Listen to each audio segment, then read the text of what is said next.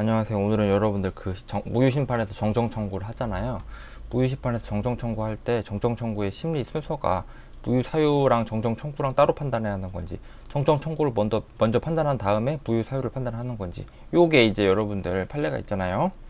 판례가 있으니까 한번 요거 읽어보자고요. 요거를 한번 읽어보면 무효심판 절차에서 특허 발명의 명세서 또는 도면에 대해 가지고 정정 청구를 한 경우, 우리가 이제 정정 심판 말고 정정 청구를 할 수 있잖아요. 무효심판 단계에서 그 정정의 적법 여부를 심리하고, 정정이 적법하다면 정정된 명세서 도면으로, 정정이 부적법하다면 정정 전 명세서 도면으로 심리한다는 건데, 요거 여러분들 아니 뭐 요거 당연한 거 아니야 라고 여러분들 그렇게 생각을 하잖아요.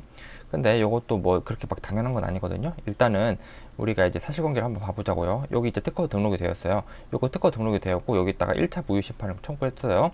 그 다음에 여기다가 1차 정정 청구를 하고, 이 정정 청구가 취하됐어요. 아시겠죠? 취하돼가지고 이 정정 청구를 반려했단 말이죠. 그러니까 정정 청구 1차 정정 청구를 했다가 없어졌어요, 지금.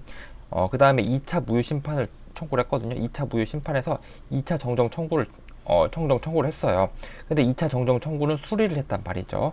그러니까 1차 무효 심판에서 1차 정정 청구는 없어져 버렸고, 2차 무효 심판에서 2차 정정 청구는 수리가 되었고, 이런 상황에서 심판원에서 우리가 이제 무효 심판을 병합을 할 수가 있잖아요.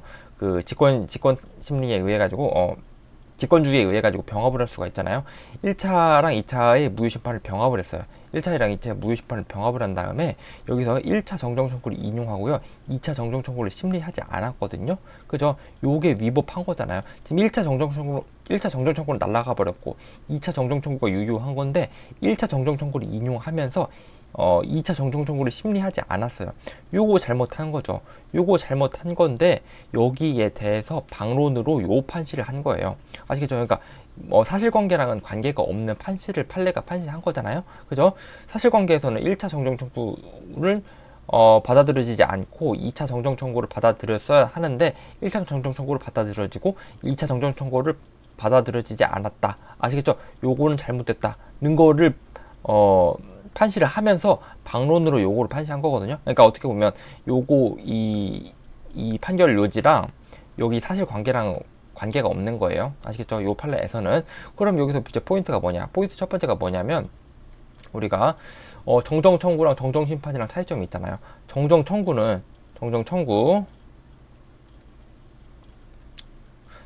어떻게 되냐면, 정정 청구를 먼저 심리한 다음에 무효 사유를 판단해요. 정정 사유를 먼저 판단해요. 그 다음에 이제 무효 사유를 판단한단 말이죠. 그죠? 그 다음에 정정 심판 청구는 어떻게 되는 거예요? 정정 심판. 우리가 정정 심판은 정정 심판을 먼저 심리한 다음에 무효 사유를 판단하는 것이 바람직하나, 그죠? 꼭 그렇게 해야 되는 것은 아니다라는 판례가 있잖아요. 그러니까 우리가 무효 심판이랑 정정 심판은 별도로 가는 거고, 무효 심판 내에 정정 청구를 하잖아요. 그럼 정정 사유를 먼저 판단한 다음에 정정된 명세서, 정정 안 된 명세서, 요 정정을 먼저 픽스를 한 다음에 그 다음 무효 사유를 판단하는 거예요. 아시겠죠? 정정 심판에서는 어떻게 하는 거예요? 정정 심판 청구랑 무효 심판 청구랑 이거 따로 가는 거잖아요. 따로 국법으로 가는 거잖아요. 그죠? 근데 정정 청구를 한 건 어떻게 되냐면, 정정 사유를 먼저 판단한 다음에 무효 사유를 판단하는 거예요. 그죠? 요거는 이제 하나의 절차로 이렇게 가는 거고, 요게 이제 첫 번째 포인트인 거고, 두 번째 포인트는 뭐냐면, 우리가 무효 심판대 정정 청구 있잖아요.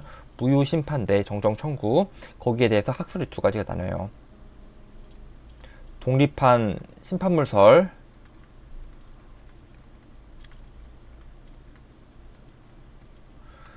독립한 심판물이 맞다는 견해가 있고요.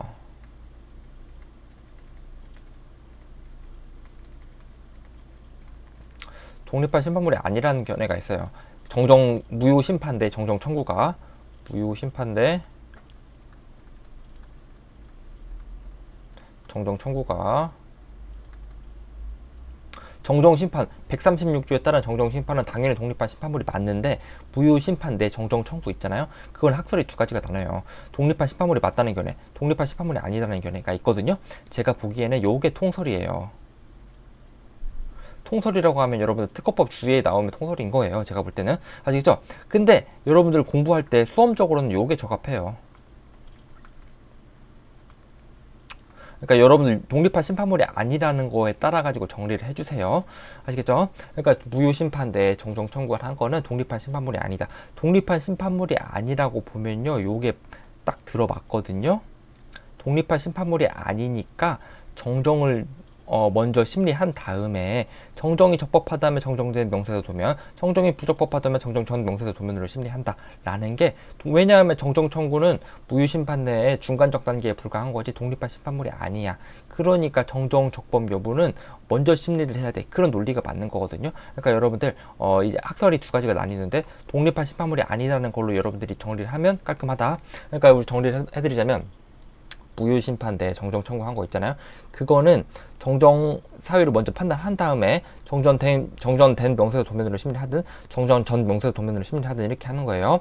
근데 정정 심판을 따로 청구하는 경우에는 무효심판이랑 정정심판이랑 별도로 가는 거예요. 이거는 아시겠죠? 우선해서 판단하는 것이, 정정 사유를 먼저 우선해서 판단하는 것이 바람직하나 꼭 그렇게 해야 되는 것은 아닌 거예요. 정정 심판 청구할 때는.